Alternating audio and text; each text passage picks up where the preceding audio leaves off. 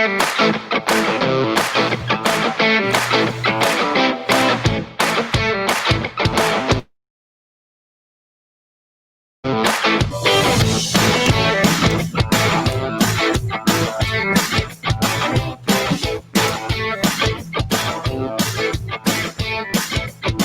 morning, everybody. Keith Engel for TGI Sports Talk. Sunday, November 29th, Thanksgiving weekend. Hope you all had a safe and happy holiday. Just a reminder, I want to thank all the groups that allow me to share the shows, whether it's this or the interview shows. I do always try to give you guys content that is relevant to what you do, what you're looking for when you're in these groups. So you'll get some college football. I'll share the college football to the college football groups, but you'll get a little bit of professional football. And the same with the professional football sites, you'll get a little bit of college football. But I'll promise you that you'll get plenty of both. So thank you for allowing me to share to your groups. And I appreciate any comments you guys want to make. We had some good comments last week from the groups who were growing in followers. And this is the way that we'll do it. And if there's anything you guys would like to see, if there's anything you think we can do better, hey, I'm ears. I did an interview with Rex Walters last week on Friday, and it's interesting because I had a comment with the guy. A person made a comment that he said, "Thank God," he goes, "when I watched the interview, I thought Rex was the bald guy when I came on." So I like a good joke. So anyway. Here we are. I wish I could get rid of this white light. Isn't that terrible? Hold on one second, guys. I got to do something. My lighting is making me very unhappy lately, and we're going to have to work on it a little bit. So anyway, we got a lot to cover today. I do hope you had a safe and happy Thanksgiving. As I said, it's a beautiful day here in East Greenbush, New York this morning. I think it's going to go close to 50 today. The sun is shining. There's really not a cloud in the sky. And we're happy to be alive. Crazy weekend yesterday. A crazy NFL weekend coming up. We'll cover it all. I mean, I got a lot to get onto here today. I'll talk about, the only thing I'm going to talk about probably outside of college football and pro football is a little bit about the farce of the Tyson Jones fight, maybe last night if we have some time in between. We'll see how it goes. Too much to cover in college. Guys, Friday, Saturday after Thanksgiving. Normally big rivalry weekend for college football. It's normally Ohio State. Years ago it would have been Nebraska, Oklahoma. We did have some Texas A&M, all those schools, big rivalry games. We didn't have them this weekend because the schedule's in such disarray. Some of them still will be played, some won't be played. We had a couple that did come off yesterday, which we'll talk about briefly. I'll probably concentrate mostly on the things that are going to affect the playoff situation in college football. So we won't cover the whole scoreboard this week, but again, COVID-19 continues to wreak havoc with the schedule. 11 more games canceled or postponed. I keep saying they're still calling some of these games postponed. I don't know how they can all be postponed. We're running out of time. The NCAA pretty much guaranteed yesterday that they will have their final playoff rankings out December 20th. So, that kind of is the day after most of the conference championship games. So it's going to be interesting to see if they can get all these games in there. We'll talk about a little bit some of the implications going forward. There's a lot of teams affected. So that's one of the big stories. Again, 11 games postponed or canceled, 4 in the top 25. Another big story is the county of Santa Clara in California has put in new health restrictions that won't allow any of the schools to practice or play in that county for the next 3 weeks minimum. Now, that affects the 49ers in the NFL, which we'll talk about in a little while, but it also affects Stanford. It affects San Jose State, both in basketball and football. The basketball season did kick off this past week. It also affects Santa Clara College for basketball. So, and there's probably some other small schools that it affects as well. So, again, COVID continues to be a problem, and we're heading into a bit of a scary time because we don't know what to expect these next few weeks. With the Thanksgiving gatherings, and I don't know what it was like in your state, but, they'd asked us to keep them mandated that we keep them below 10. Obviously, I doubt that was enforced. I have not seen anything on the news where anybody was hauled off to jail for having 11 people at their Thanksgiving dinner. We won't get into that discussion right now. But this is a real problem, guys. This isn't a hoax. This is a real thing. And it's affecting a lot of teams. Nick Saban out yesterday. Ryan Day. Ohio State did not play. Their game was postponed. But Ryan Day. So a lot of coaches have come down with this. It isn't just players. So it affects the teams and their families, and more than just the games that we want to watch, right? So we have to be safe. I know we want to see them, but we have to be safe. So a lot of things, are out of whack. A normally big rivalry weekend was not such. We had a few. Some big stories, though, in the NCAA yesterday. I'm going to start with one that's very interesting. Sarah Fuller is a kicker. She's going to Vanderbilt. She's the first female athlete ever to suit up, at least at 1AA FBS conferences. So there could have been some in the lower conferences or the lower tiers of the NCAA leagues. But I don't think so. As far as I know, she's the first female player to suit up for a team. She's a kicker. She didn't get to do much. She got to kick off in the second half and executed, I guess, a perfect squib kick that was called for to start the second half. And she actually is now the leader in yardage allowed on kickoff returns with one kick. I think it's a big story. Again, I'm not sure where I stand on women being able to. Should they be able to compete? Sure. Here's a school of thought. Some women think women trying to compete in men's sports will diminish the women's sports itself. But just by them saying it's not, it's not high performance enough. And some are going to say the safety issues. Well, first of all, they'll say the women can't compete. Some can. Kickers. Hey, if you watch Last Man Standing, his daughter Eve is one of the best kickers in the history of her high school. Just throw that aside in. But I think it's a big deal. The safety issue is the big thing. Even a kicker. You do kickoff returns.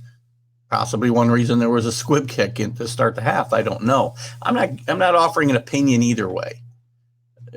It's a great story. Not sure whether this is something that will get legs and there'll be a lot of, because I think the safety factor, the guys they're monsters out there. They're fast. They're huge.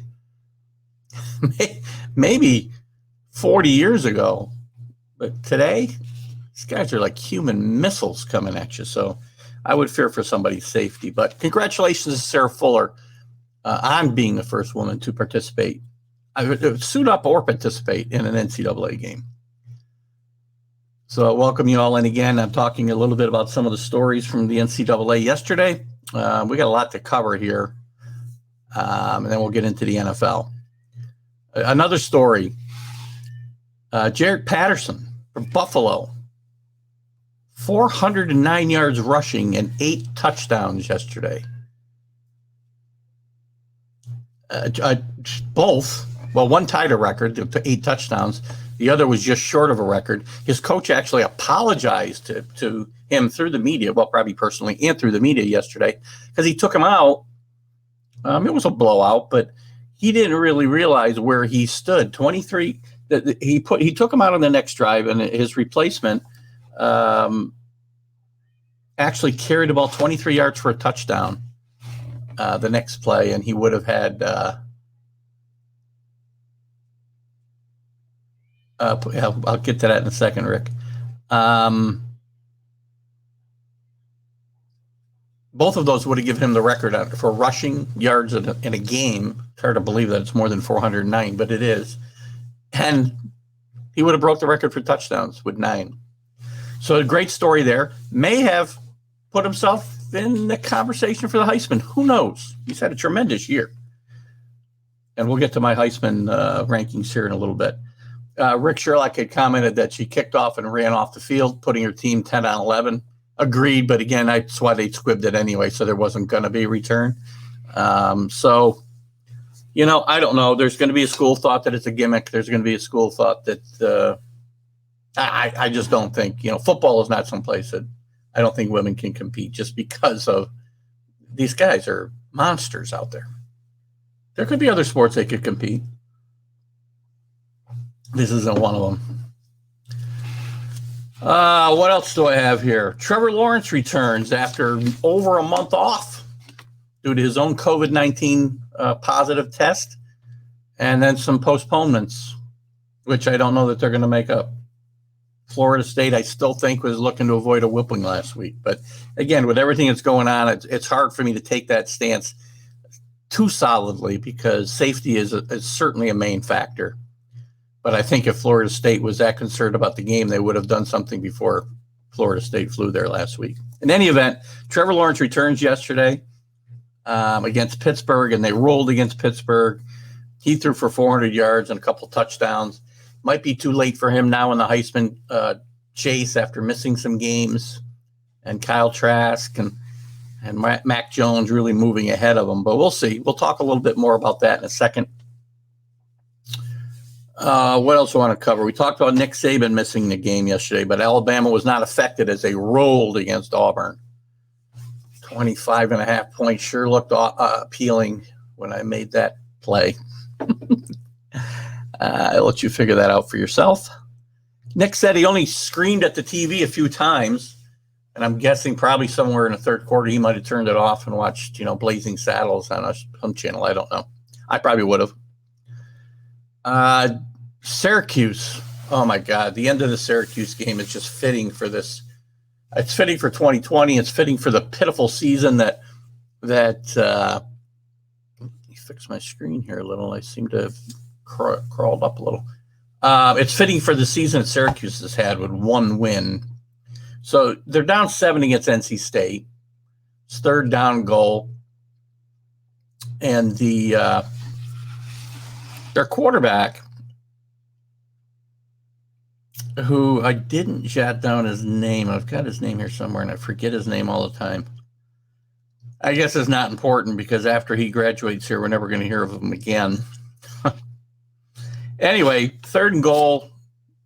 He scrambles. He runs 11 seconds off the clock. There's only 20-some seconds left.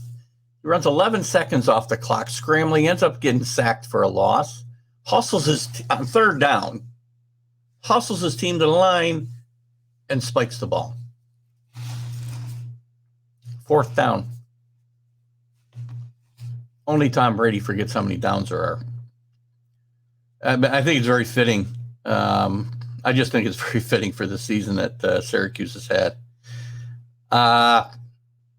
Northwestern, Michigan State. Northwestern, a great story. Put themselves in play for the playoff consideration. I think they were ranked in the top 10, I think 8, with the first playoff rankings came out last week. And they blew it.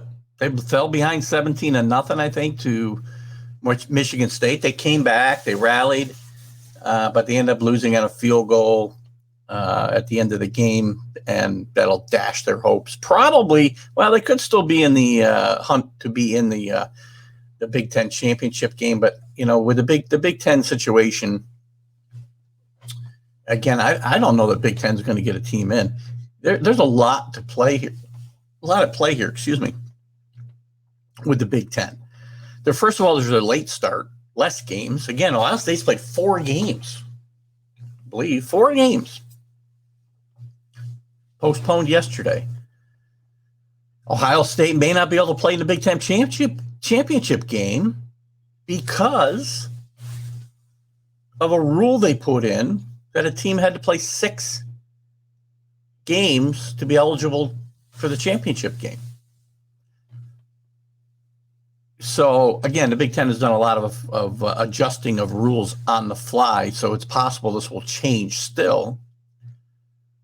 But Ohio State now is in danger of missing a playoff game. How are they going to take? First of all, it's debatable whether Ohio State's one of the top 4 teams in the country. There's no doubt about it. But how are they going to take a team that played? They may have only played 5 games. It's possible. They don't play in the Big Ten championship game. It's possible they'll play 5 games. We don't know what's going to happen with COVID the next 3 or 4 weeks. I guess it's only 3 weeks until their championship games, December 19th. I don't know. We'll see. It's going to be interesting the next few weeks. If they have a postponement or don't get to that playoff game, then they're only going to play 5 games. Northwestern kind of took themselves out of the hunt for the playoff yesterday. So that would leave the Big Ten on the outside looking in for the playoff if that happens. We'll talk more about the playoff in a second.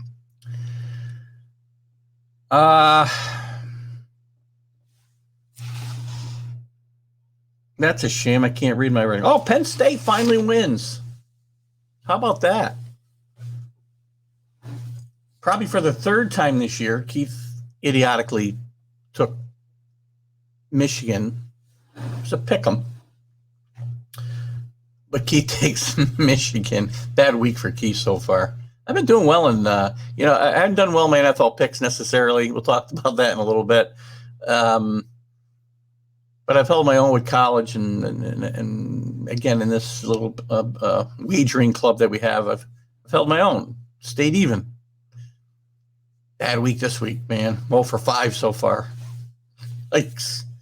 Cowboys on Thursday. We'll talk about them later. Anyway, Penn State finally beats Michigan. Michigan's horrible. I don't know what the deal is with again, we've talked about this before. Jim Harbaugh, I think, will leave. I don't think Jim Harbaugh will be fired in any way, shape, or form. The president loves him, as I've talked about here before. He loves what he's done with academics. But again, you got to win. And he's starting to feel the heat. And I think Jim's probably going to gracefully exit, get himself an NFL job, which we'll talk about maybe in the NFL section. So those are the big stories. We'll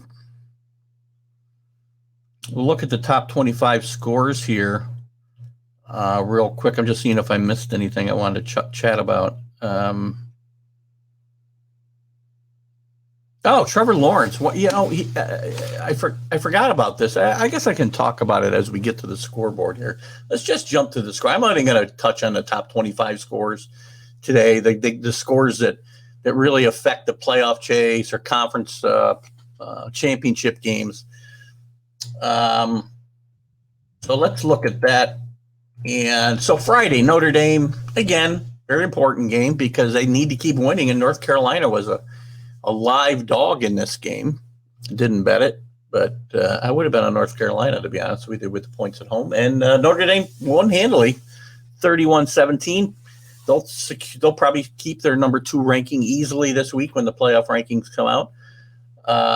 These are Friday games. Iowa State, probably a lock for the Big 12 conference championship game, beats Texas. A very disappointing year for Texas again.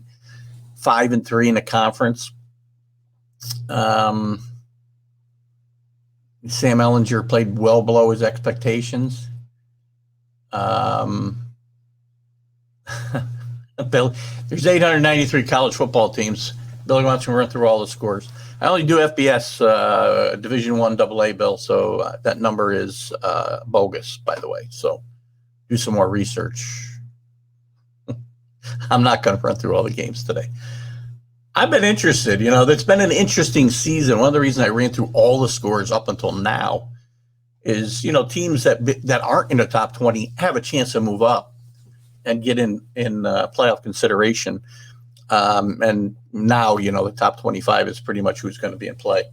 Other games Friday, Oregon probably doomed the Pac-12's any small chance, tiny little chance, that the Pac-12 had of getting a team into the playoffs. The championship playoff is gone as they blow the game to Oregon State. They had a lead and they get outscored 22-7 in the fourth quarter, and they lose to an unranked Oregon State team. One of the few rivalry games that survived the weekend. Iowa beats Nebraska 26-20. Again, Fridays after. I know you guys. Rick. By the way, good morning, Rick. Good morning, Bill. Good morning to anybody else I can't see, because I know there are some of you that I don't see in a room. Friday after Thanksgiving, when I was a kid, and even not a kid, just a younger man. Yeah, Friday after Thanksgiving was great for college football, right? We saw some of the best games. Oklahoma and Nebraska would play that day a lot of times. Texas A&M, Miami, BC, the Flutie, the Miracle in Miami. That game was on a Friday after Thanksgiving. We don't seem to get those matchups anymore. We got Iowa and Nebraska, Oregon State. I guess Notre Dame and Carolina is a fairly elite matchup, but it's kind of a shame we don't get that anymore. Again, more traditions that have gone by, and I guess as I've gotten into my 60s, gosh, I know I look 75 probably, but I am only in my 60s. I'm too old school. Let's move on. Alabama crushes Auburn, as I said earlier, and they don't need Nick Saban apparently to coach. Steve Sarkisian coached the team very well yesterday.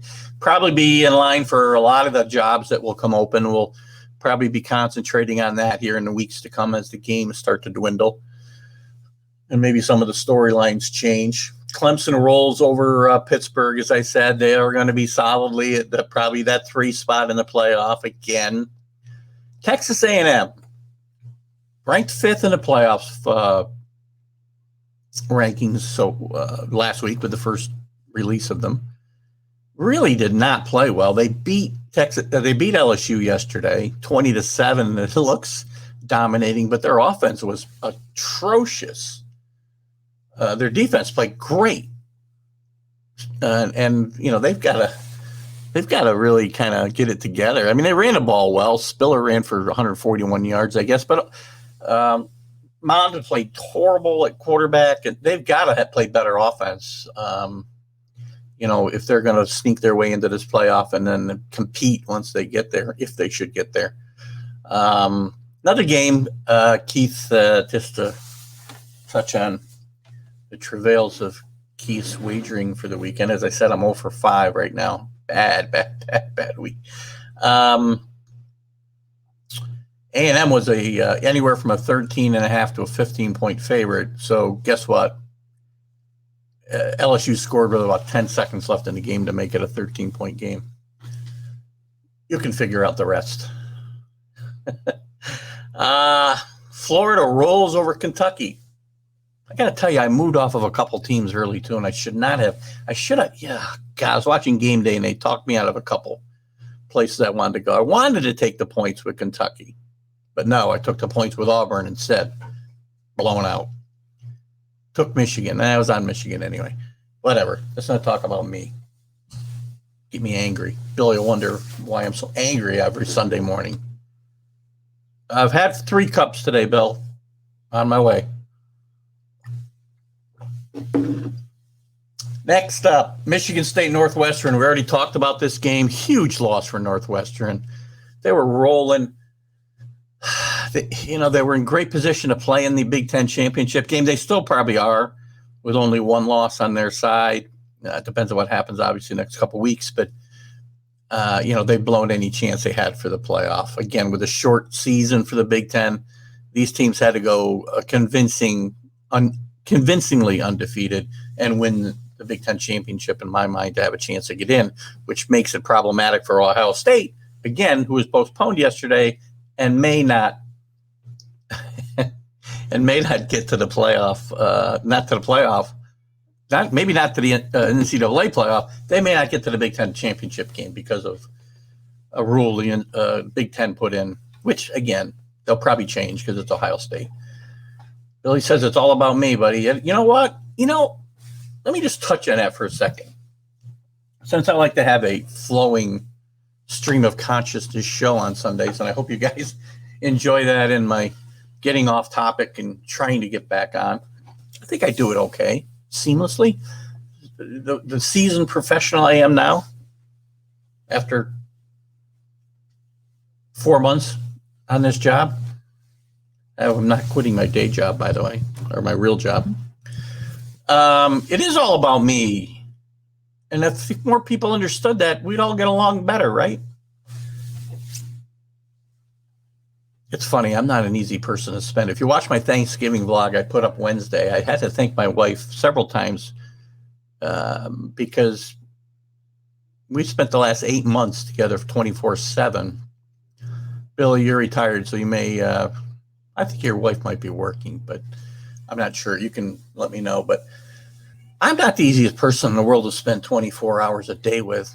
I'm not the easiest person to spend 1 hour a day with, probably. But that's just that. I thanked her profusely because we've had an amazing 8 months. I've enjoyed being home working with her. She's had to go back to the office, actually, a couple days of pay period. But she's not happy about that, but it is what it is. A lot of people are back out there, too. It's funny because I'll tell one more quick story. Very early in the pandemic and the shutdown, I saw a hilarious meme that really fit me to a T.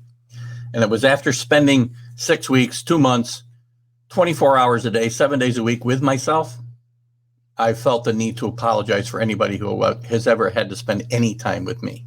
So I apologize to everybody who has. I'll do that again. I did it back in early on in this. Oh, God, I digress. Where was I? Georgia rolls over South Carolina. Georgia's 9th in the playoff poll. I just have this sneaky feeling if certain things happen, Cincinnati loses, A&M loses, several things got to happen, but I don't want to see a two-loss. I don't want to see a two-loss SEC team in there, and Cincinnati or BYU or Indiana. I don't know. Indiana probably not a good example. Be left out, and I got this bad feeling. It happens every year that one of these teams in the SEC gets in that, and somebody else gets left out. But we'll see. Indiana, speaking of Indiana, rolled again yesterday over Maryland, who was really playing some pretty good football, but hadn't played any football in a while.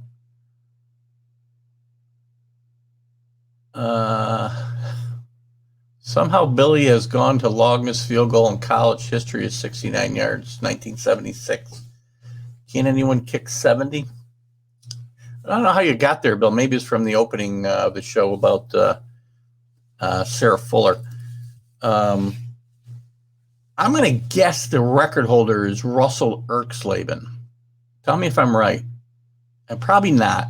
At that time, they were using tees when they kicked field goals, so these guys were kicking a rate. Nobody in the NFL was kicking these. I mean, for years, Tom Dempsey's 63-yarder was a record until years ago, and I think the record in the NFL might still be held by one of the Denver kickers, so the altitude comes into play. But back in the 70s, guys were kicking field goals in the high 60s all the time. Let me know if it's Russell Erxleben. There's two guys in Texas that were kind of competing for the long. I'm wrong. Give me the name. I'll bet you I know it. Anyway, Erxleben was number 1 pick for the Saints. Let me finish up the top 25 here. Coastal Carolina, 9-0. Sun Belt, not a great league, but 9-0 is 9-0. 49-14. Oklahoma State and Texas Tech, 50-44. So the game's canceled in the top 20. Ohio State, we already talked about the implications of that. Ohio State, Illinois, canceled. Cincinnati Temple, again, this could affect Cincinnati. They need all the games and all the Ofe Johnson. Don't know that name. Give me the school. Got you working today, Bill. You can be my statistician today. I need a producer on the show. I may have to bring you over on Sunday mornings. So Cincinnati, again, I think the eye test, they need to win as many games as convincingly as they can, and obviously win their championship game, because that's a good league. I can't talk about the AAC. I love that league. Very competitive and good football teams. A bunch of good football teams. Postpone Oklahoma, West Virginia. Again, Minnesota, Wisconsin canceled. Postpone Tulsa and Houston. Tulsa's in the top 25. That's why I mentioned that one. 11 games total. I thought I had 4 games in the top 25, but there's actually 5. I must have missed that Tulsa game. It's December. Next week is December 6th, I think. No, sorry, December 4th. The championship games start on the 12th. Most of them are the 19th. There's still a lot of postponed games to be made up. I'm not sure how many of these are going to get made up. So how does this affect the playoff rankings? So going into, this will come out again, I think, Tuesday night. So I don't see a lot of change. Obviously, I don't see any change, I don't think, in the top 4, unless Florida or Texas A&M finds a way to jump up over Ohio State because Ohio State didn't play. Again, only 4 games they've played. Texas A&M will be 6-1. Florida will be 7-1. Ohio State is 4-0 and very convincingly, and definitely one of the top 4 teams in the country, but they haven't played. They got Michigan next week, by the way, so they're going to win convincingly in that rivalry game that should have been this week. Northwestern will fall out of the top 10, obviously, probably out of the top 15, I would think, after yesterday's performance. Interestingly enough, Miami, the ACC, we'll talk a little bit about these championship games. So the ACC championship game is scheduled for the 12th, I believe. Probably Clemson and Notre Dame in a rematch, most likely, but Miami can still sneak in there. If Notre Dame falls, which they won't next week, I think they've got, I think they have Syracuse. They're not going to lose next week. Notre Dame's got Virginia Tech. Clemson's got Virginia Tech. They're not very good. Doubtful they're going to lose. But if one of those teams got upset, Miami could still sneak in there because they only got 1 loss. But they can't beat Clemson. They lost to Clemson. They're not playing Notre Dame. Very unlikely they can sneak in there. But they are 10th in the playoff rankings and could sneak into the ACC championship game, which is their only route to the playoff. So it's highly unlikely. The Big Ten plays on December 19th. Right now, it's looking most likely like Northwestern and Ohio State, if Ohio State is allowed to play in that game, as I said. The SEC, I believe, is on the 19th as well. Probably Bama, Florida is lined up for that. Pac-12, again, there could be some changes because some of the postponed games could have some surprises, I suppose. Pac-12, which is probably out of it now. USC is their highest ranked team. They were 18th in the latest the first playoff poll. They're only 3-0. They've only played 3 games. Oregon was the only team with a chance in my mind, and they had to win all their games convincingly, and now they've lost. Probably going to be Washington and USC probably in that Pac-12 championship game. The Big 12 is December 12th. It's looking like Iowa State and Oklahoma, which will be an exciting game. And Oklahoma is lurking around, but they got 2 losses. They're ranked 11th. Too much has to happen. East Texas State is who? Ove Johansson from Norway. Former rugby player. Oh, Bill, hang on. I'll read that in a second. You're copy and pasting now, by the way. That's cheating. No way you typed all that out. Who else did I miss? Big 12. My favorite My favorite league, the ACC, the AAC, excuse me, the American Athletic Conference, is looking right now like Cincinnati against Tulsa. Both in the top 25. Again, Cincinnati needs to win out convincingly. I think Cincinnati deserves a shot. So we're talking about the playoff. Let's see what Billy's got to say here.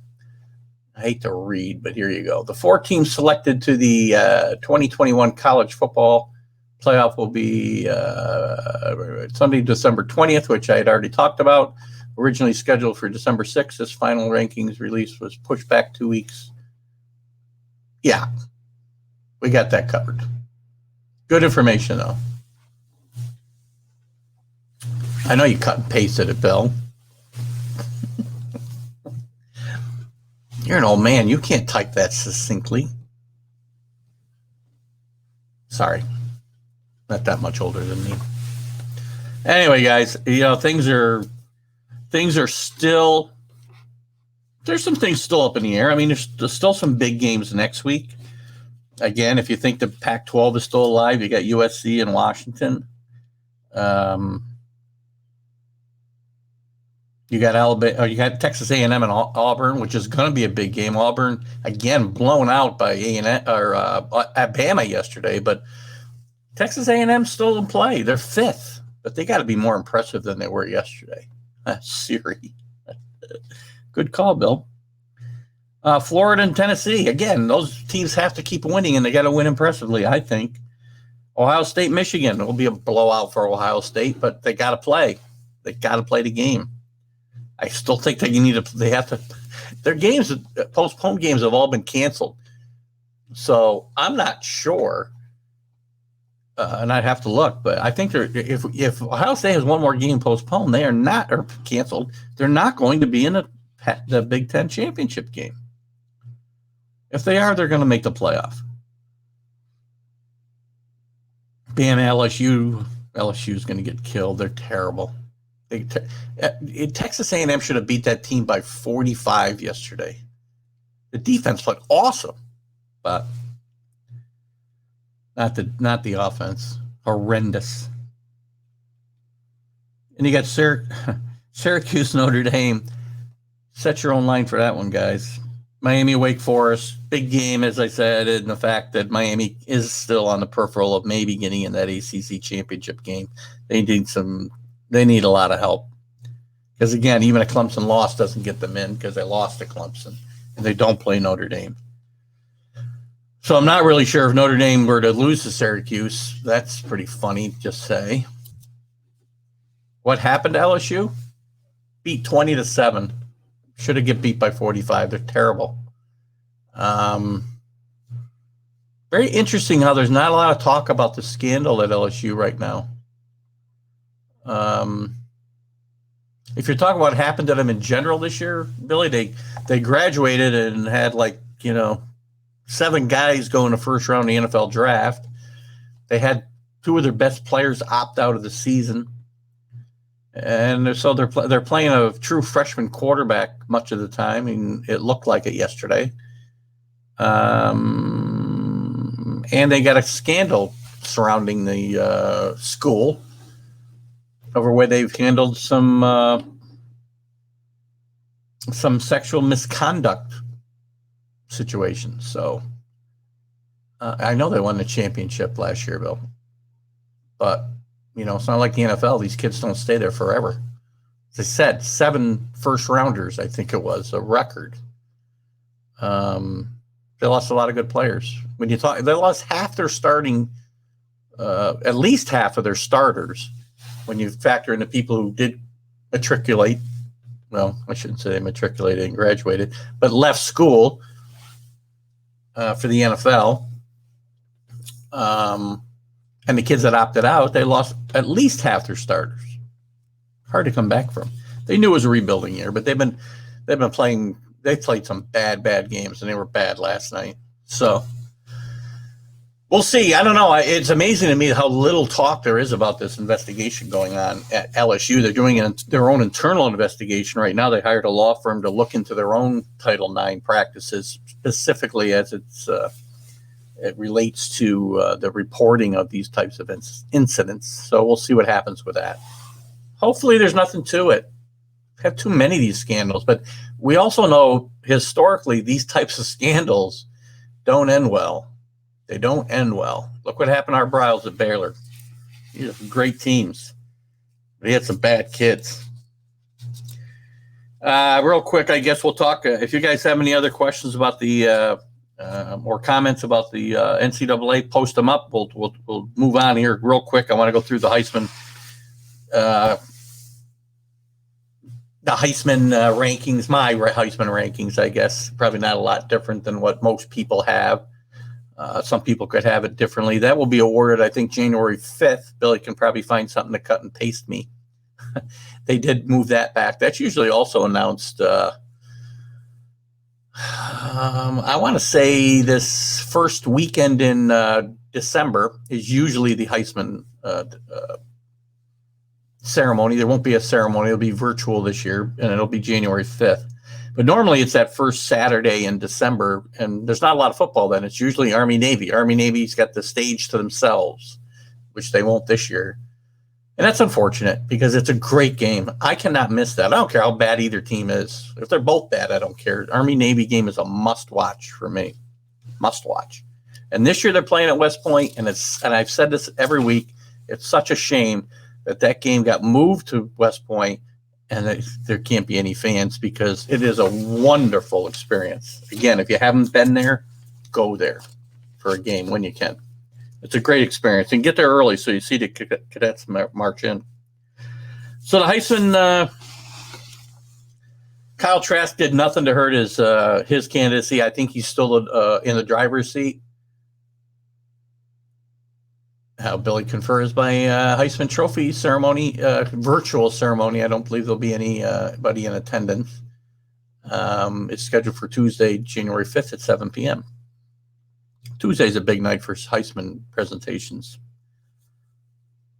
I don't know, Tuesday night? Anyway. Kyle Trask still front runner in my mind. I mean, I guess all you need to do to kind of see the strength of his candidacy is to look at his numbers yesterday. He threw 3 touchdowns and 6 incompletions, and, we're looking at it as a disappointing day. Great day. That's why he's first. Mac Jones, I would say, is still probably is second and moved ahead of Trevor Lawrence, who I dropped to third because of the games he's missed. No fault of his own, unless you want to blame him for getting COVID, I guess. But, he's fallen to third in my mind. Mac Jones, interestingly enough, his stat really doesn't have a lot to do with his Heisman candidacy, but he's thrown for 9 touchdowns in 2 Iron Bowls against Auburn. And Tua and Jalen Hurts threw for that same number combined in their careers. So Mac Jones, great player, really, really, really has stepped up this year. So is Kyle Trask, for that matter. Trevor Lawrence, great day yesterday, as I said. 400 yards rush passing and a couple touchdowns, but he's hurt by the fact that he missed over a month. So it's going to be a little tough. Billy is in cutting and pasting heaven today. He's got Wikipedia out, and he's having a blast. John William Heisman was a player and coach of American football, baseball, and basketball. He was also a sports writer and an actor. All right, Billy, I'm having second thoughts about making you the producer of the show. Zach Wilson, again, not enough exposure for Zach Wilson from BYU. His team's undefeated. In another season where they were playing in a conference and he was getting more eyeballs on him, and maybe the team had a real chance of getting into the playoff. And, just to back up to the playoff again, I'll tell you what. Again, I've talked all year about the challenges that BYU faced playing independent schedule this year and not really playing a lot of great teams, but they are 9-0, and they're 14th in this first set of rankings. And you got Georgia ahead of them with 2 losses. Oklahoma ahead of them with 2 losses. Iowa State ahead of them with 2 losses. Maybe they're better teams, but again, I'd like to see BYU or Cincinnati find a way into this playoff. So Zach Wilson doesn't really have a chance. He'll probably be a finalist. And I've got, after yesterday's performance, and he's been great all year, and he's proximity-wise, he's kind of local. Buffalo, if you count 5 hours away, local. Jarrett Patterson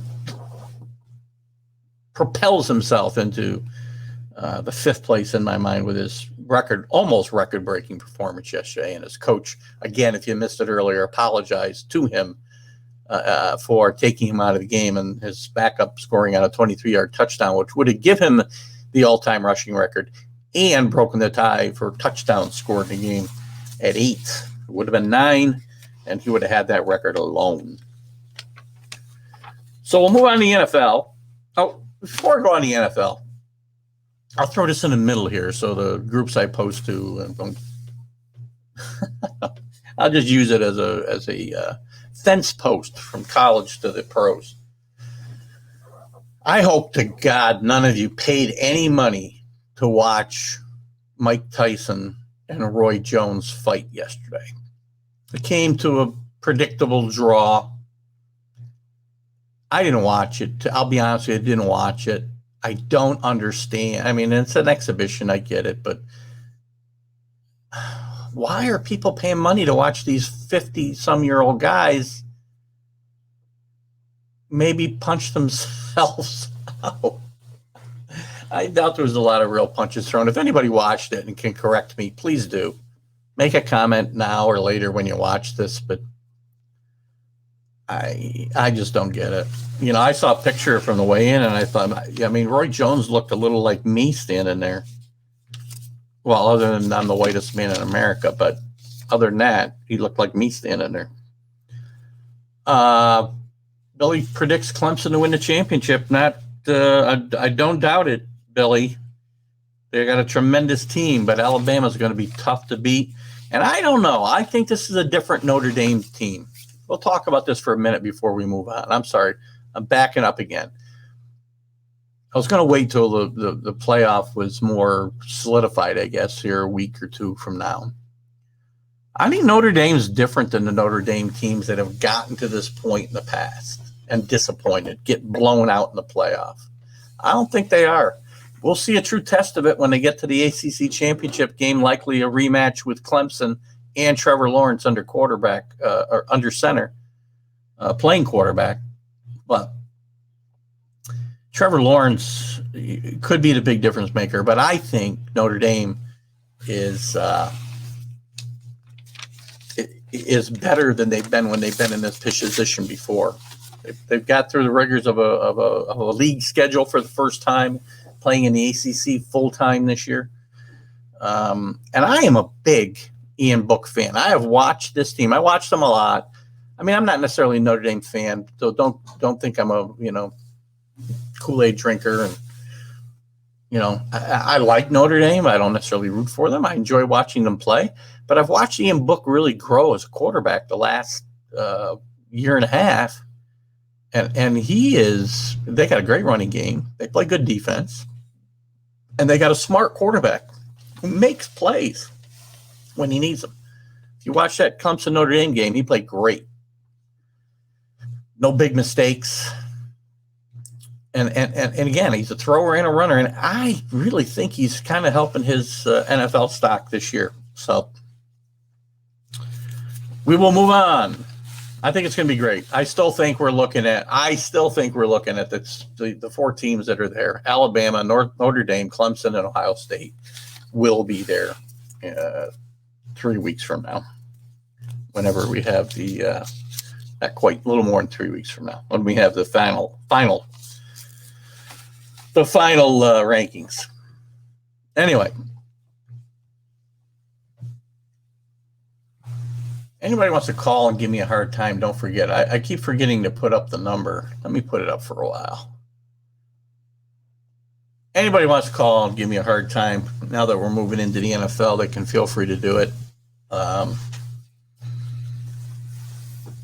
Well, we're going to talk, I don't know, we're probably going to talk less about the NFL this week than we did the college because there's so much to cover. But there's still stuff in the NFL. Stuff from week 11. There were some big games last week. Seattle beat the Cardinals. Take control of that division. Pull up my little standing sheet here. So, well, actually, they didn't take control of the division. They moved into a tie with the Rams, which we'll talk about in a second. But they beat the Cards. Cardinals got a good team. They're kind of up and down, still 6-4. They'll make the playoffs, but they're still feeling some growing pains. Kyle Murray's still feeling some growing pains, and he got hurt as well last week too. So banged up a little bit. We'll see if that affects him against the Patriots today. Patriots underdogs at home. Doesn't happen a lot, boys. Folks, use my Joe Biden drink. Joe said, folks. Yikes. Pull my comments back, see who's talking to me. Billy might have cut and pasted something. So, Billy, I got to back up again. The delay kills me. Oh, this is Rick. Rick watched the fight on Facebook. Oh, it was available free? Or did you have to pay? And Tyson clearly won. That's not my point, though. It's an exhibition. 2 50-year-old guys. What's the point? I don't know. Maybe I'm missing something. I don't want to see a bunch of 60-year-old, 50-year-old baseball players go out there and play. I mean, Old Timers Day is nice, but they aren't playing real baseball. Anyway, no more cut and paste for Billy. Stop shouting at me, Billy. Stop shouting. Where was I? Moving on, unless Rick's got more to talk about. I'll jump back to Tyson and Roy Jones later if you have more comments, Rick. Or call me and discuss it if you like. I don't get it. Maybe somebody can educate me. The Steelers win.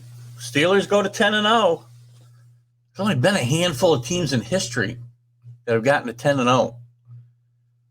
Steelers are there. They could go undefeated, guys. I mean, they got some tough games ahead of them yet, but they could run the table, and maybe that's not a good thing. We saw what happened to the Patriots in 2007. The pressure gets higher and higher. Rick says a friend streamed it live. Oh, cool. Oh, so he had a watch party, I guess? Interesting. There's so many ways to circumvent the man today, right? So we don't have to pay for things that we probably shouldn't ever pay for anyway.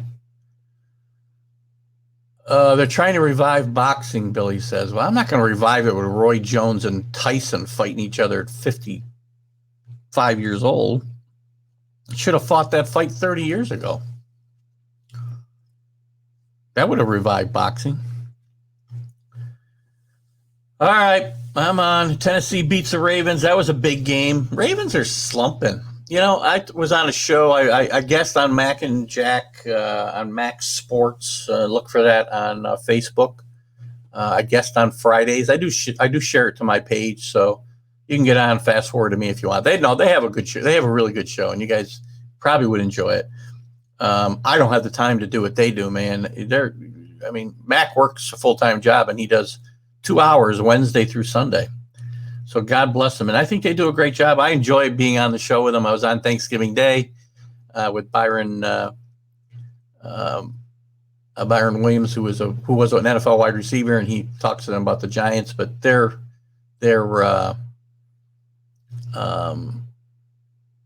a really good show. So we've gotten into this debate, and Jack there thinks the Ravens will miss the playoffs, that they will finish 8-8. Which they right now are 6-4. So he's got them going 2-4 the rest of the way out. So we'll see. It's like the senior PGA. I got to disagree, Bill. A 55-year-old man can beat a 30-year-old man at golf. And I'm a golfer. I'm not degrading golfers, but it's apples and oranges, golf and boxing, or golf and football, or golf and almost everything. Old guys. Jack Nicklaus Well, hell, let's look at Tom Watson a few years back almost won the British Open at 62 years old. So I think it's apples and oranges. What other games were big last week? Texans beat my Patriots. You can see I've changed my top again. I'm exhausting trying to get something new. I'm on my free Sports Illustrated windbreaker, doing anything I can to try to get my team on a roll. Last week, Cam played better, but the defense wasn't good.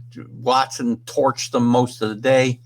And the team that was least penalized in the NFL, the Patriots, committed some, I don't even know, 10 or 12 penalties. It was just awful. Awful. Cam's numbers were good, but Cam still can't come up big. Can't come up big. Throws balls short. Every time there's a big play, I see a ball going at a guy's feet. I'm probably being too harsh because of who I'm judging him against, but I got more on that coming up too a little bit. Some Tom Brady news. The Jets continue their pace for Trevor Lawrence, and I started to touch on it, Billy. I know you think Trevor Lawrence is staying in school, but go back and since you're doing a lot of Googling and cutting and pasting today, go back and Google and look for Trevor Lawrence's comments after his final home game last night. He's not coming back. He said thank you, and it was basically goodbye. Too much money on the table, too much money at risk. I mean, you can take out insurance policies and such, but too much money at risk. There's no reason for him to stay. There's no reason for him to stay. He's won championships. He's ready to play in the NFL today. There's zero reason for him to stay in college other than avoiding the Jets. And even in that case, you can find a way to force yourself to another team. Look up Eli Manning. Happens all the time. Well, maybe not all the time. Who else I want to talk about from last week? KC gets revenge on the Raiders. Kansas City's still, Pittsburgh's undefeated. And I think we're heading to the inevitable Pittsburgh-Kansas City matchup in the AFC Championship game. And it's going to be a good one. But Kansas City, I think, is still a much better football team than Pittsburgh. And I don't mean any disrespect to the Steelers. Not a big Steeler fan. But I will tell you, Mike Tomlin's a great coach. But I think Kansas City and Patrick Mahomes is just a difference. And Patrick Mahomes is just a difference in when we get to that point. Boredom is the biggest thing Kansas City's got to fight. They do want to still chase the Steelers and get home field advantage through the playoffs. And, I think there probably still is something to home field, even with no players there. But that's the only thing they've got to play for. I mean, they've got a 3-game lead in the division, really a 4-game lead in the division because they beat I guess it would depend. Oh, yeah, their division record, conference record. I guess it would come down to that because they split the series. The division's tied, but they got a 2.5-game, 3.5-game lead on them in the conference. So, all the tiebreakers seem to fit Kansas City, even if somehow the Raiders were to overcome a 3-game deficit, which is not going to happen. The Chiefs aren't losing 3 games. Yeah, we'll talk about the Washington in a second for sure, Bill. The Rams sink Tampa Bay and Tom Brady. This is going to bring me into some of my news for the week. There's probably bigger news than this, but the struggles of the Buccaneers, and struggles is kind of a relative term, right? They're 7-3. I'm sorry, 7-4. They're game and a half behind the Saints, but they're probably more. They're more than that because they lost twice, so they're 2.5 games behind. They play great one week, they don't play another. Tom, I don't want to degrade. I really don't want to degrade Tom Brady, but Tom Brady should have retired. I'm sorry. His numbers aren't that bad. You look at them. But when you watch him play, you're right, Billy. He can't throw past 20 yards. He can't throw the ball down the field. He's had trouble with that the last few years. He's playing with an entirely new cast of characters. Gronk there or not. Gronk's not a big part of that offense. Antonio Brown was stupid. I mean, they basically made him, Brady the de facto general manager. And now you watch and listen, there's growing tension between Brady and Bruce Arians. One more year, if he wants to play another year, this is going to become a factor. And I don't know if it leads to Bruce Arians walking away or Tom Brady walking away, or maybe they can work it out. Maybe this is a ploy by Bruce Arians to piss Tom Brady off, because Tom Brady plays his best football with a chip on his shoulder. We all know that. If you don't know that, you haven't watched him play when he's mad. Look at when he got suspended for 4 games. Look at the Spygate. Look at a bunch of different things where people have put him. Look at just the whole career. His whole career is based on feeling dismissed and not given his due. Happened at Michigan. Happened when he was a 6th-round draft pick, and he's fueled a great career. The greatest quarterback of all time, Tom Brady. But there's problems right now, real problems. Arians said the other day, basically, we've given him everything he wanted, including Antonio Brown. Where's the results? Yeah, they're 7-4. Tom Brady's numbers are okay, but they are not in sync too often. And part of that's because they couldn't practice in the offseason. I get all the excuses. I can use them all for the Patriots, even though we don't have the same weapons. OTAs are very important to the Patriots. It's maybe more important than a lot of teams, because that's where they find these role guys, these role players. And it's not an excuse. And the screaming and the pointing of fingers that Tom does, which he got away with in New England because he was the man. He was an icon. He'd been there 20 years. You can't walk into a new situation and act the same way. Just can't do it. You can't do it. Again, I know he's trying. I believe he's trying to provide the same leadership that he provided in New England. But you got a bunch of guys who don't know you. They've known you since yesterday. Can't do the same things you did with guys that you played with for years, with a franchise that you were the face of for 20 years, and you could get away with that with anybody. You could meet him tomorrow, right? Brand new guy on the team. You can get in his face end because you're Tom Brady of the New England Patriots. And he's still Tom Brady, but he has I don't know.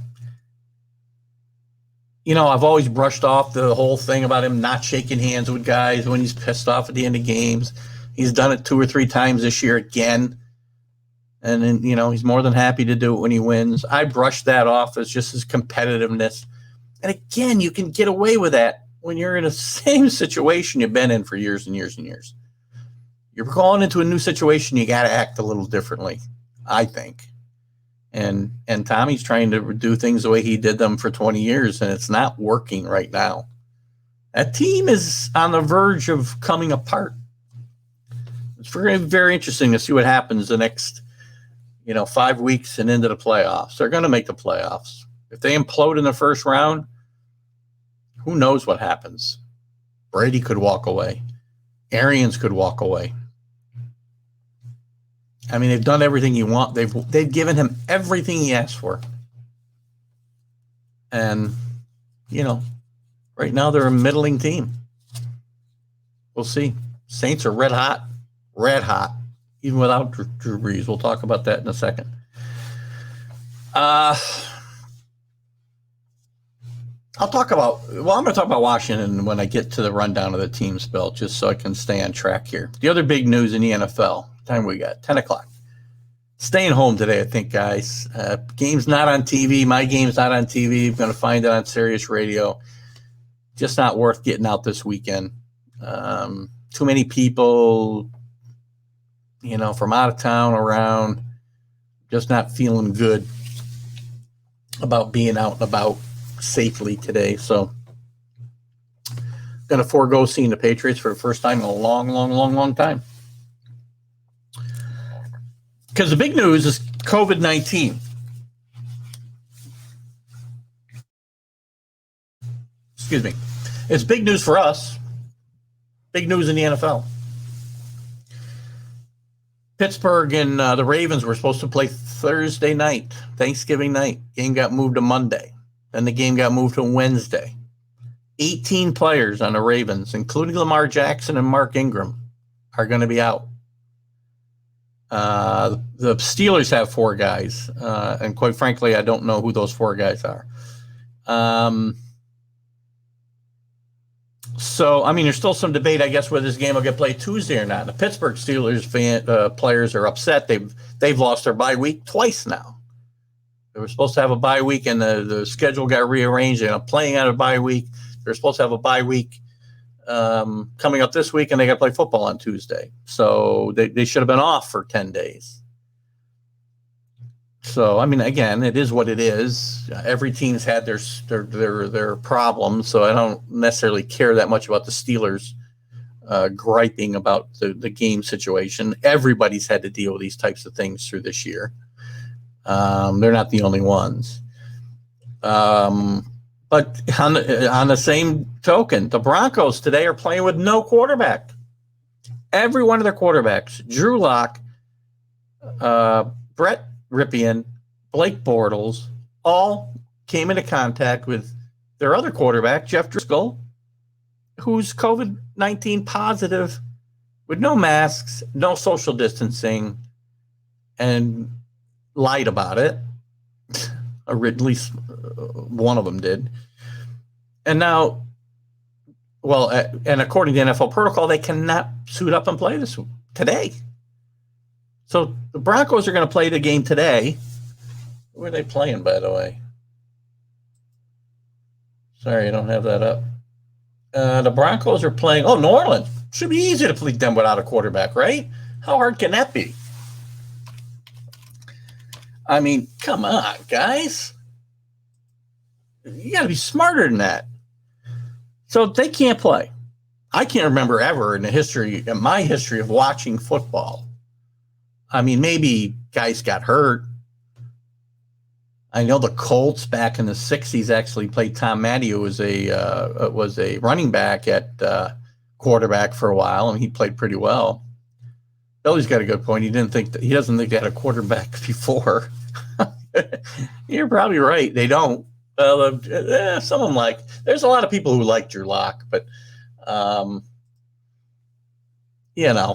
we'll see. We'll see what happens. Right now, they've activated Kendall Hilton, who was a quarterback at Wake Forest, but he's a wide receiver for them, and also a Freeman, a running back, will play some quarterback. So they're going to play the Wildcat. They're going to do some. You're going to see some things you haven't seen. I don't think I've ever seen. Ever. Yes, no quarterback for the Jets, no quarterback for the Broncos, but there's still guys who are trained as quarterbacks. So it's going to be interesting. This would be like the Patriots playing a whole game with Julian Edelman at quarterback, basically, which, again, may not be such a bad idea. More COVID-19 news. 49ers. The county of Santa Clara in California, I mentioned this in my college conversation, has declared, new health restrictions, and none of these teams can practice or play at their facilities in the county.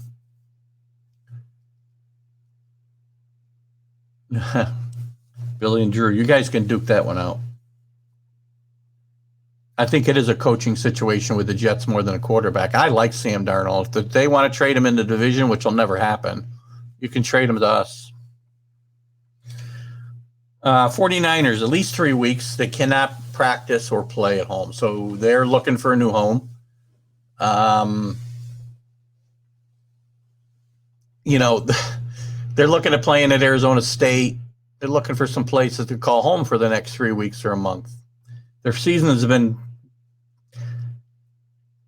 a series of injuries, and I think they had a COVID situation of their own. I'm sure every team has at this point.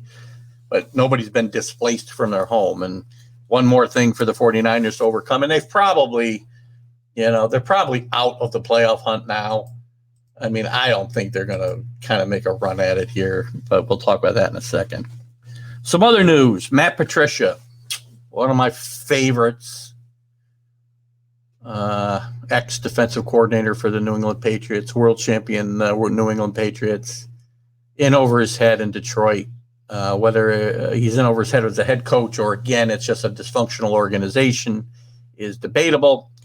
But Matt Patricia and Bob Quinn, the GM, fired after just an atrocious showing on Thanksgiving Day against Texans. What can you say? Matt Patricia went 13-29-1. You can't. It's impossible. You cannot win, or you can't stay as a head coach if you can't do that. Especially when you got some talent. They got great wide receivers. They got a really good quarterback, and they cannot get it together. Bob Quinn's been there a little bit longer. His record's a little bit better. They should never have fired Caldwell when they brought Matt Patricia in my mind. And yeah, so yet another disciple bites the dust. We got Romeo still. I'll tell you what, the best disciple maybe ever is going to be Brian Flores, and you guys are going to see it if you're a Miami fan. You'll understand what I'm talking about. So Daryl Bevel, the offensive coordinator, will be the interim at Detroit. We'll get into some discussions. Well, maybe I'll touch on it here in a second. One more thing to cover. Jalen Hurts taking a lot of snaps this week with the first team offense for the Eagles. I don't think Jalen Hurts is going to be even a Lamar Jackson type player. I could be wrong. He's a great athlete. But the Eagles, Carson Wentz, I don't think is the problem. Again, I think that's a coaching problem in Philadelphia. And Carson Wentz, again, if these teams want to give up on quarterbacks like Sam Darnold and Carson Wentz, I know a certain Super Bowl winning coach who'd probably be really happy to take on one of these reclamation projects and take them off their hands, for a third-round pick or something. So Hurts is practicing with the first team, going to get some reps. Wentz is supposed to start against Seattle, but Hurts is definitely going to play some. And we talked about the Brady Arians thing. I mean, that's going to blow up. I just got a feeling it's going to blow up. Or Bruce Arians is the smartest guy in the NFL, and he's just trying to piss Tom Brady off to get him fire lit under him. Because again, that's how Tom plays the best. Some of the coaching changes, it's going to be very interesting to see what happens with some of these coaching changes. I talked in the college session, I talked last week about Harbaugh. I think will exit stage right in Michigan. He won't be fired. I don't see him being fired. President loves him, but you got to win. And I don't think he thinks he's going to ever get it done there. So I don't think anybody thinks he's ever going to get it done there. And he wants to get back in the NFL, and he will be, regardless of this situation in Michigan, he'll be very highly sought after. He had a very successful run in San Francisco. Said it here last week, and maybe my opinion will change in the coming months as more jobs open up and Harbaugh has more opportunities. But I would not be shocked to see Jim Harbaugh coaching Trevor Lawrence next year. You can read what you want into that. But it'll be interesting. You got Detroit opening up. Maybe he wants to coach in Houston, coach a great quarterback in Deshaun Watson. Although the Texans are leaning towards keeping Romeo Crennel next year, still on an interim basis, just because of the whole COVID situation and not being able to interview people and get face-to-face with people. I don't think that's the way to go because there's some really good candidates that are going to get sucked up this year. Eric Bieniemy is going to get a job. Should have had a job probably by now. Jim Harbaugh is going to get a job, I think, in the NFL. There's some good coaches that are going to be available that are going to take other jobs. You got a job open in Atlanta, Detroit, Houston, the Jets. That's just so far. Yeah, that's my prediction, Bill. Harbaugh and Lawrence. And you would be on your way to probably an improved team. Just my 2 cents. All right, let's look around the league a little bit before we go to the picks. 10:15 in the morning. Welcome everybody. Thank you all for tuning in, contributing to the conversation. So you just dumped Darnold? Well, yeah. If you draft Trevor Lawrence, Darnold's gone, buddy. What do you think? He's not going to be the backup. They'll be trading him for draft picks. So, anyway, Trevor Lawrence is ready to play today in the NFL. That's why he's coming out. I mean, you guys all watched Keith Twopenny. Not sure I get that one, Bill. You guys all watched these guys that have played well this year. Justin Herbert, Tua's played well. You know, he got pulled last week. Who else? Patrick Mahomes sat a year. I haven't seen a guy as ready to come in and play in the NFL in a while as Trevor Lawrence. He's ready to play. He'll play his day one. Joe Burrow. Think about Joe Burrow, but better. Shame what happened to him. Let's go through the divisions here. Bill, you can explain that. You just gave me your 2 cents. Right. That's just me. My opinion could change in the next few weeks to a month when the season's over and changes start getting made, but we'll see. That's just what I see right now. The AFC. Not much has changed. The Bills still got a game lead on the Dolphins. The Dolphins with a tough loss last week. They pulled Tua for Fitzpatrick. I'm not a big fan of that. We had a little debate about this on the Mac and Jack show on Thanksgiving morning.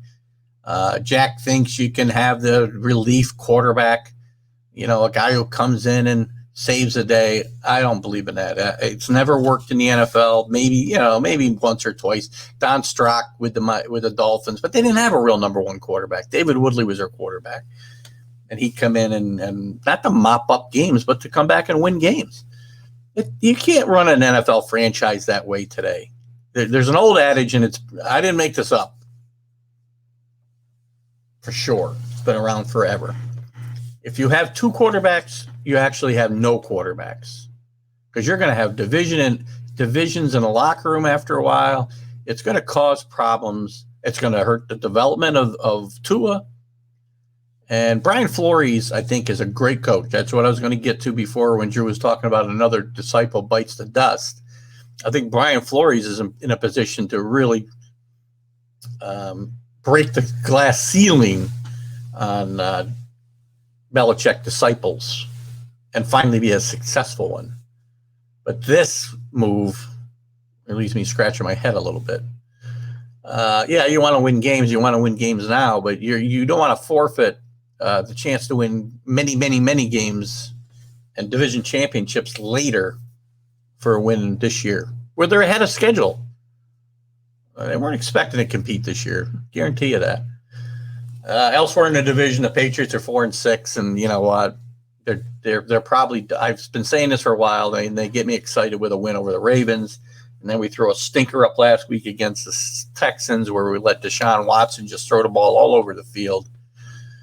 The secondary's not playing well. We were very disciplined in. You need a second-string quarterback. Yeah, Drew Brees was a backup in New England for exactly 6 games, Bill. 6 games. You need a backup. I didn't say you don't need a backup quarterback, but you're not going to have somebody making a lot of money in that position. Drew Bledsoe got traded right after that season. Drew Bledsoe was an MVP of that first Super Bowl season for the Patriots, in my mind, because he got hurt. Tom Brady got in. Tom Brady kept the job, which doesn't always happen when a starter comes back with injury. And Drew Brees didn't make a stink, even though he was mad, very mad about not getting his job back. But he kept himself ready to play. They needed him in the second half of the AFC Championship game against Pittsburgh, and he helped them win the game. It's important to have a backup quarterback for injuries. So maybe you're talking about, Darnold backing up Lawrence, but they're not keeping both those guys there. Flacco, maybe, not Darnold. He's still a worthy chip to trade and get better, get more draft picks, get a lineman, get something. He will bring back a return. And somebody wants him, I guarantee you. Either if it's not the Patriots and it's Frank Reich in Indianapolis, he loved him. He had not Frank Reich. Sorry, there's another guy. White's is the guy that Frank Reich would like to have on his team.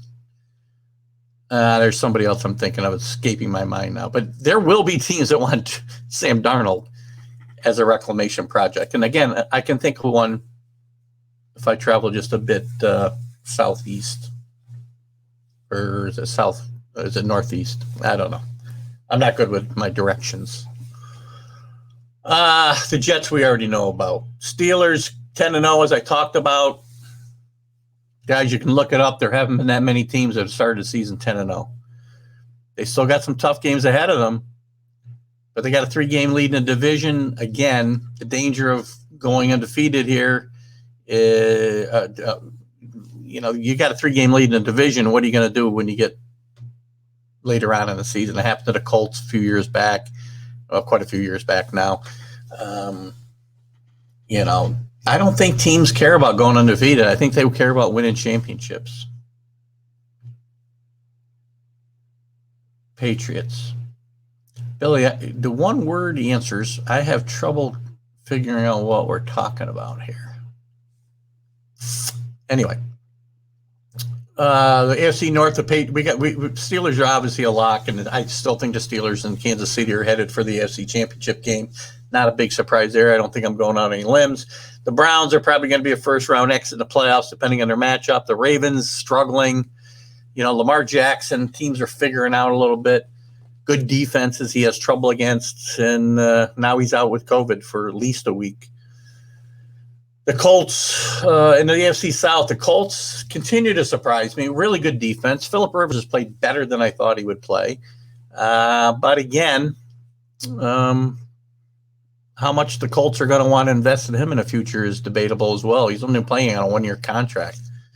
And again, we talked about Carson Wentz and the Eagles blaming their travails all on Carson Wentz.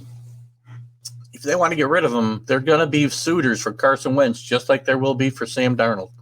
One of them will be off of Route 1 in Foxborough. Frank Reich in Indianapolis, I guarantee you, will be another suitor for Whites, and there'll be others. Whites. Carson Wentz. Boy, what did I say? Whites? Carson Wentz. The Titans, I don't know. Every time I think, they had a horrible loss against the Colts, and then they come back with a big win against the Ravens. They're a hard team to figure out. Well coached. I love Mike Vrabel. I think Drew told me a few weeks ago I don't know if it might have been on another show I was on. I don't know. I was told I can't count him as part of Belichick's coaching tree because he wasn't a coach, but he was kind of a coach on the field. So, I might be able to make that leap. And the Texans, everybody's excited. They won, 3 in a row or 3 out of 4, whatever it might be here. I'm trying to see. I guess they won 2 of the last 3. Romeo's done a good job riding the ship a little bit, getting things a little calmer than when Bill O'Brien was there. But, Romeo's 70-some years old, and he's not the long-term answer there. And they'd have to win out to have any chance. They beat a bad Lions team. They beat not a good Patriot team. So I'm not really excited about the Texans other than Deshaun Watson, and his receivers are great. I can tell you that. The Chiefs obviously have got a 3-game lead in their division. They're looking good. The Raiders will make the playoffs, probably go out in the first round. Broncos have no quarterback, as we talked about today, so they're probably going to get killed. I'm trying to decide what to do with that game. I think we'll give everybody a win, and we'll just call that one no line, and you can pick a winner, and we'll all take the Saints. Maybe somebody will take the Broncos, but we'll call no line on that because there's not going to be a line in that game today, guaranteed. Chargers are out of it. Over to the NFC East. They're still horrible. Redskins are leading the division at 4-7. Billy thinks they've improved a lot. I agree. Ron Rivera's done a great job there. Alex Smith has played well, but Alex Smith is 37 years old. He's not the long-term answer there. This division is still anybody's to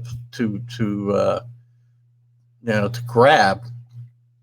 The Cowboys have the best talent in the division, and there's just so much wrong there. I don't understand it, and it starts at the top.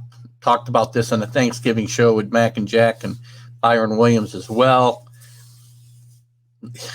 Jerry Jones needs to bring some football people in there in the front office, not just him and his kids. It doesn't work. Not in the NFL. Sorry. So they're a huge disappointment. And I will tell you what I think right now after watching them the last few weeks. It pains me to say this. The Giants, I think, are the best team in the division right now. They could be tied for first after this week. So it's going to be very interesting to see what they do.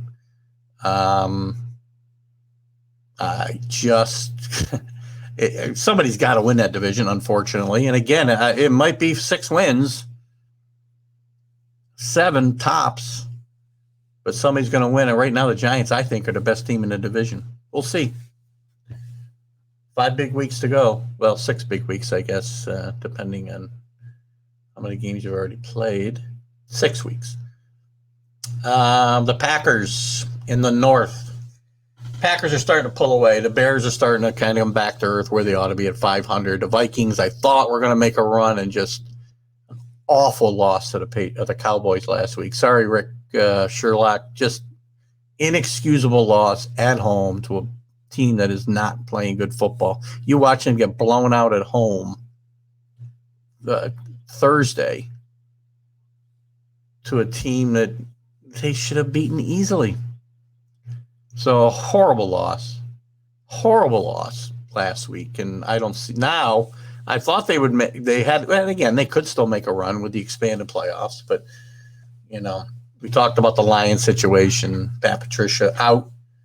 They'll be looking for a coach and a GM. In the South, we talked a little bit about this. The Saints are red hot. They've won 7 in a row now. They've been out. They're without Drew Brees for at least another week. I cannot see how he's possibly coming back in next week with 11 fractures to his ribs and a punctured lung. But he's progressing, and we'll see. But they played well last week with Taysom Hill. I don't think – Taysom Hill is a guy who I think can come in and give a change of pace. But I don't think he's going to be a successful NFL quarterback if he were your guy full time. So they'll probably continue to play some combination of him and Winston as we go forward. The Buccaneers, we touched on their problems before. Again, 7-4. They'll be in the playoffs, but there's some problems there. And Rick has got them done. Yeah, I agree. That loss probably finished them, Rick. It's too bad. It's inexcusable in my mind that they lost that game. Back to the South. Panthers 4-7. Got a big win last week. But again, they're not in the playoff hunt this year. Again, I say it every week. I like the direction they're heading. I think Matt Rule is a really good coach. They're likely to lose Joe Brady, their offensive coordinator, after this season, either to the NFL or the college ranks as a head coach is going to be my guess. And maybe to the Falcons, who are last in that division. And again, too much talent for that team to be 3-7. That's why Quinn's gone. So we move lastly to the NFC West, which is probably still the best division in football. The Rams and the Seahawks are tied at 7-3. The Rams, people sleep on the Rams, man. They're playing really good football. They played really good against the Buccaneers the other night. And I love he puts Goff in great situations to succeed. I don't think he's a guy who's going to carry a team on his back to the Super Bowl, but he puts him in great situations.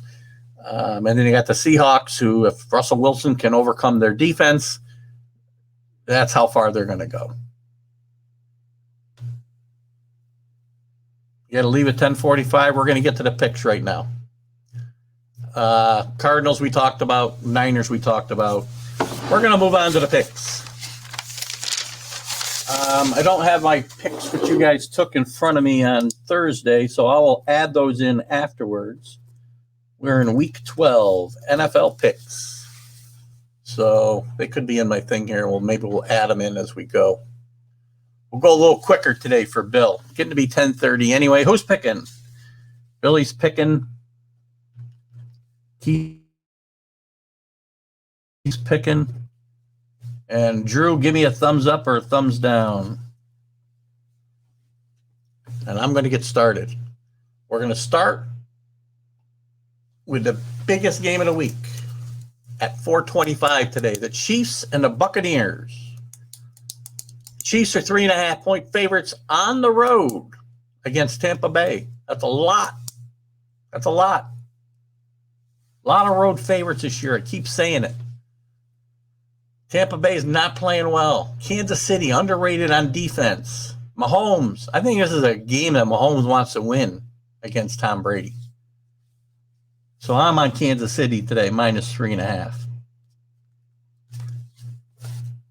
You guys can put your picks up as you want. I'm going to keep moving along so that we can get Billy and get all his picks in here. Rick's on the Chiefs. Drew's on the Chiefs. Billy, you got to go at 10:45. Give me your pick. Next game, Billy, I'll get Billy's pick as we go. Chargers at the Bills at 1 p.m. This game's probably kept my Patriots off of TV. Billy's on the Chiefs, by the way. We all got the Chiefs. That was not a good sign last week. I will try to recap our picks from last week, but since we got to do this, I'll keep moving along here. Chargers at the Bills. The Bills are 5.5-point favorites. Seems way low to me. The Bills have played really well at home. They've got an advantage almost all over the field. The Chargers find every way they can to lose games, although Justin Herbert has played very well. I'm on the Bills, -5.5. And Drew's on the Bills. And Billy's on the Bills. Bill's on the Bill. Bill on Bill. And, oh boy, 2 in a row. Everybody's on the same team. Another big game. Titans at the Colts. The Colts are -3.5. This game's at 1 o'clock today.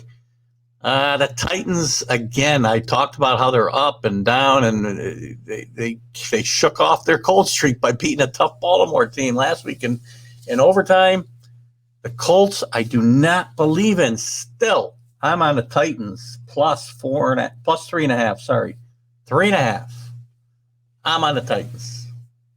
Not a big believer in Phillip Rivers. I think they'll get to Phillip Rivers today, and I think the Colts, as good as their defense is, will have trouble stopping Derrick Henry. Rick's got the Colts. Drew's got the Colts. Billy's got the Colts. So Keith is a lone wolf on this game. Going along as fast as I can here. But we don't have that many games to cover because of our games from the other day, which I'll fill in at the end in case Billy's got to go. San Francisco at the Rams. We've talked about San Francisco. The Rams are 7.5. I'm sorry, 7 here. 7-point favorites at home. Talked about the 49ers travails. They've been displaced from their home. Tough spot for the 49ers here. I'm on the Rams minus the 7. I talked about how much I like the Rams and their coach. I think things are just too much up in the air. Although the San Francisco's getting a bit healthy. Jimmy G's not back, but a lot of the running backs are coming back from their injuries, so they could put up a little better fight. But we got the Rams for Rick, the Rams for Drew, and Billy's got the Rams. So we're all on the same team there. 3 out of 4. And those are the marquee games. Here's the rest of the schedule. Raiders at the Falcons. Another road favorite. Raiders. They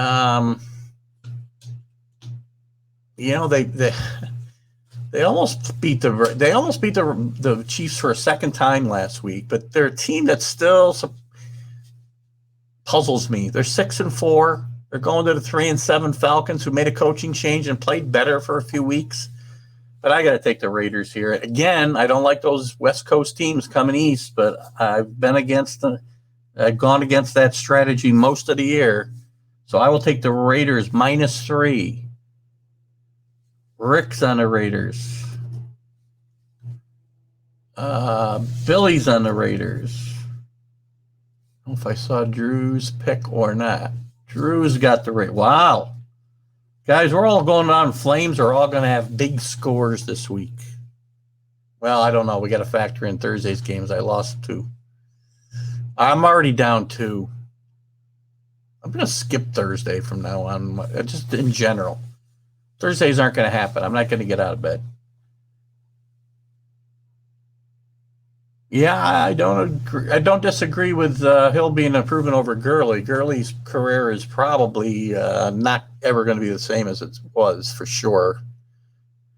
It's a shame. He was a great player, and tough league. It's a tough position, running back.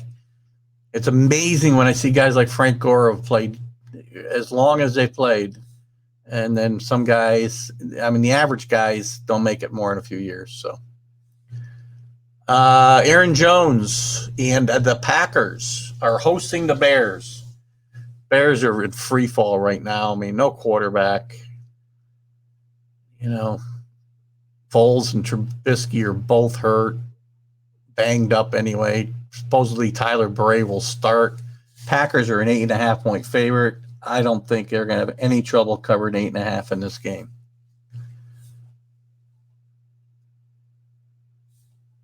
So you guys, that's just to repeat that, Packers minus 8.5 at home against the Bears. Billy's 0-2, I know. We had the delay, so I have a chance to take a drink of my coffee. Boy, guys, I'm telling you, we're all on the Packers. Oh, it could be a big week or a bad week. All right, moving on. Carolina Panthers at the Vikings. The Vikings are minus 4.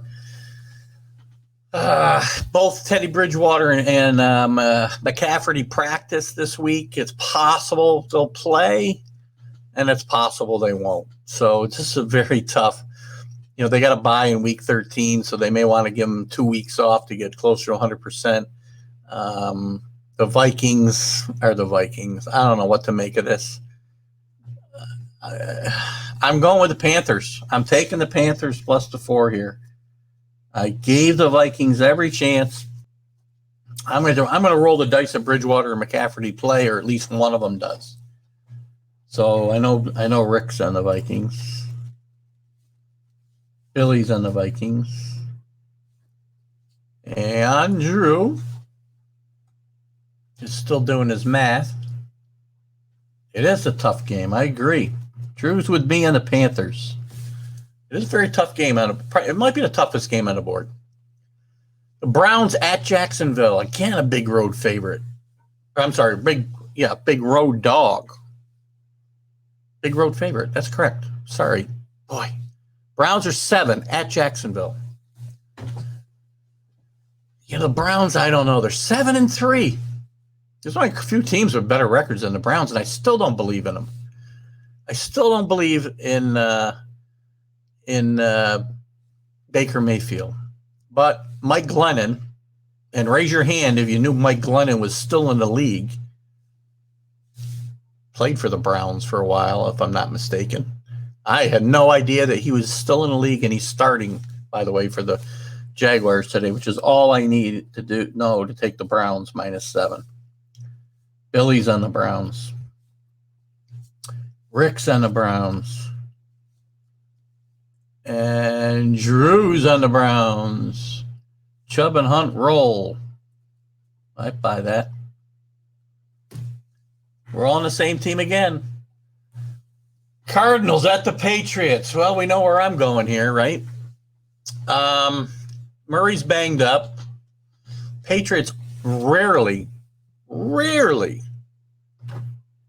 a home dog. Arizona hasn't necessarily played that well on the road, and they do seem to be up and down. Bill Belichick has had a history of doing well against young quarterbacks, and I don't know why I'm going through all that analysis because I'm taking the Patriots regardless, plus 2.5 at home. Billy's on the Cardinals. I'm waiting for the rest of you to pick the Cardinals.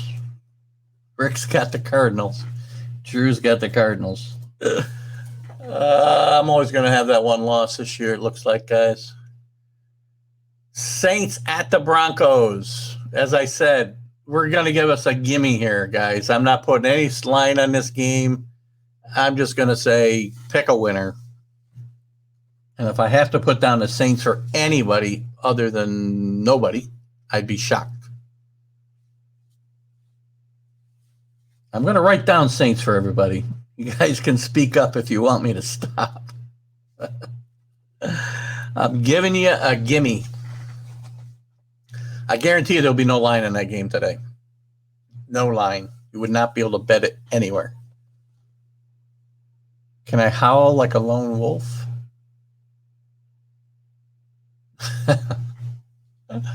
I can't. Dolphins at the Jets. The Dolphins are a 7-point favorite. Another big road favorite. Tua had a bad game last week. I think he'll bounce back this week. I just think they're a very well coached team. Yeah, I won't give you 50, Drew. This is going to be an interesting game. I wish I was somewhere where I could watch it. In a non-COVID year, I could watch this games at the recovery room. I could watch all the games. I'm taking the Dolphins -7. I got to get moving along here for Bill. Dolphins for Drew. Jets for Billy. And Rick. I'm going to move on while you're doing your last pick. Jets for Rick. We're almost there, Bill. I'm going to beat the clock. We got 2 games left, I think. Giants at the Bengals. You know the Bengals situation. Joe Burrow with a horrible injury last week. Maybe going to be out longer than the start of next season. It's a shame. He was having a great rookie year. The Giants have played much better. The Giants are 5.5-point favorites at the Bengals. Hard to see the Giants a 5.5-point favorite on the road anywhere, but I cannot go against the Giants this week. So Keith's on the Giants, Rick's on the Giants. Waiting on Drew and Billy, and we'll move to the last game of. Oh, we got 2 more games actually. Now that I think about it, Giants for Billy. I can't believe that Drew will not be taking the Giants, even though he doesn't pick those New Jersey teams. He's got it this week. 2 more games. Seattle at the Eagles. Seattle, another big road favorite. Man, it's been an amazing year. Eagles are in disarray.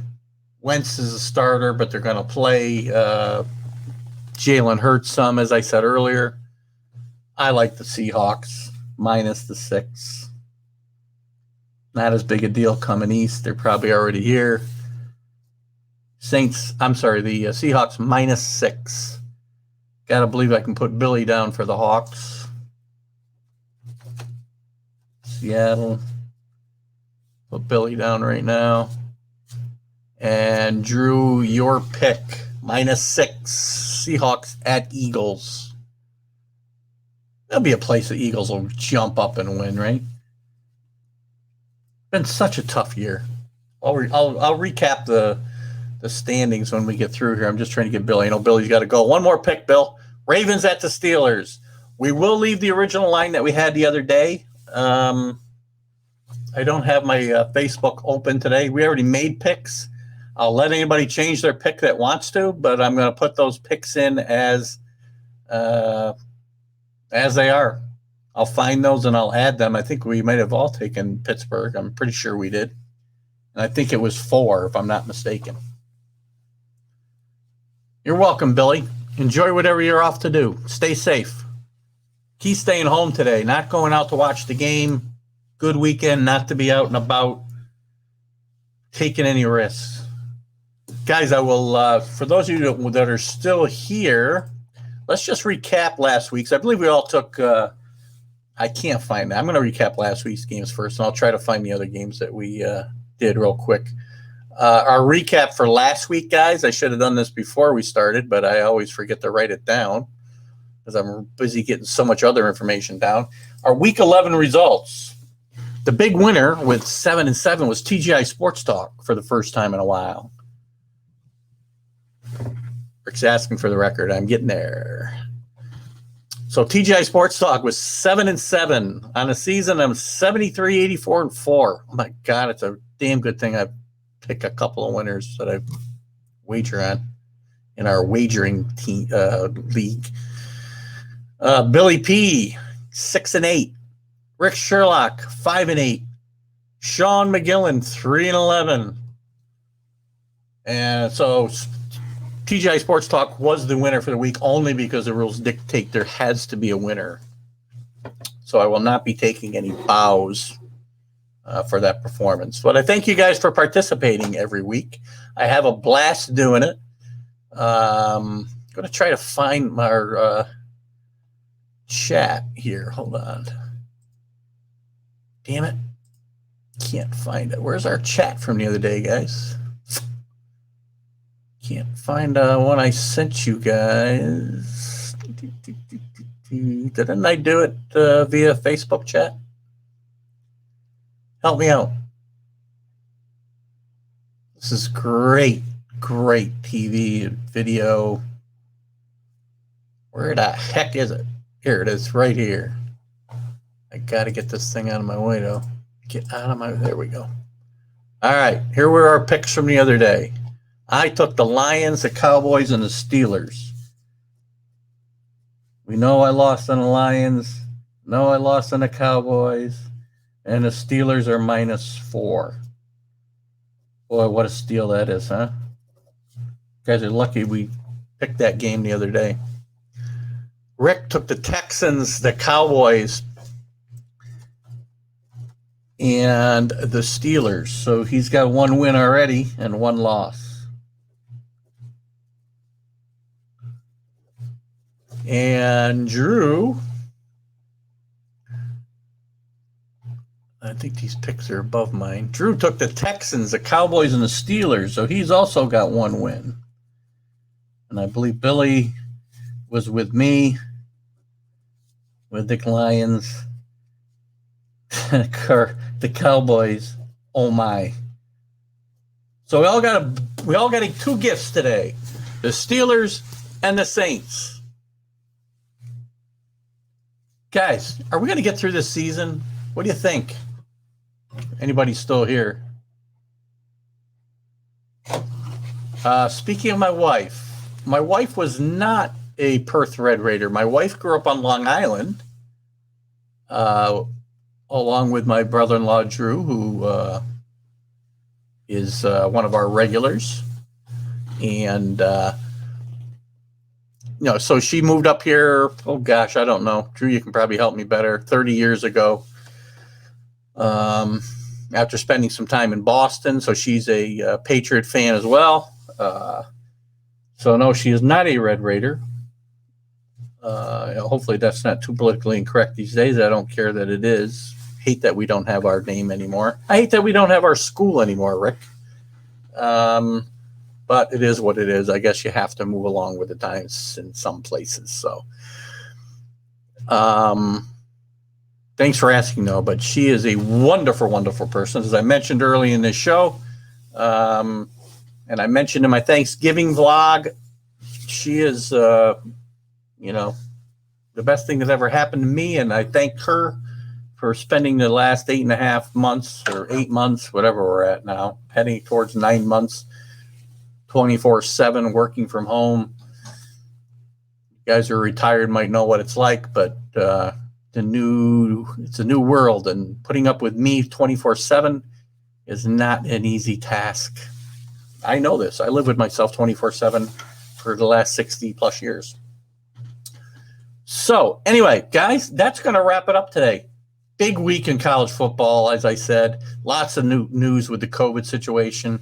College basketball getting started. Lots of problems there.